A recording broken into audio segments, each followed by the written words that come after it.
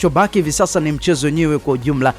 Pengine katika hili, kwa kipindi hichi, Simba wanapaswa kufanya kitu gani ili kuhakikisha kwamba wanapata matokeo bora mbele ya wenyeji wao? Kwa sasa hivi Simba wanatakiwa kuwa watulivu tu, kwa sababu uongozi wao umefanya vizuri kwa kuwapeleka Misri mapema. Wamefika leo tarehe 28, manake wana siku 4 za maandalizi mpaka wanavyokuja kucheza na mpinzani wao.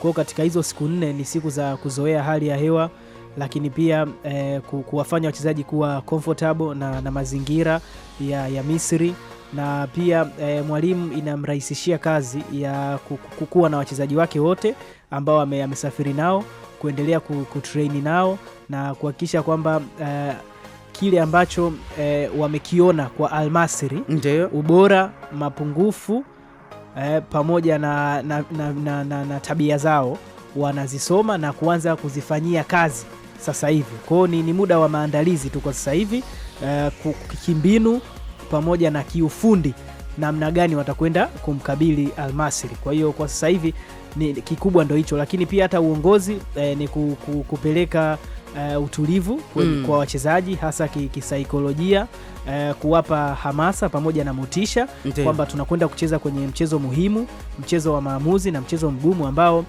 tunahitaji wachezaji kupambana, kujituma na kutekeleza kile ambacho mwalimu amewaambia. Kwa hiyo sasa hivi hakuna mambo mengi ya kufanya zaidi ya haya. Sawa.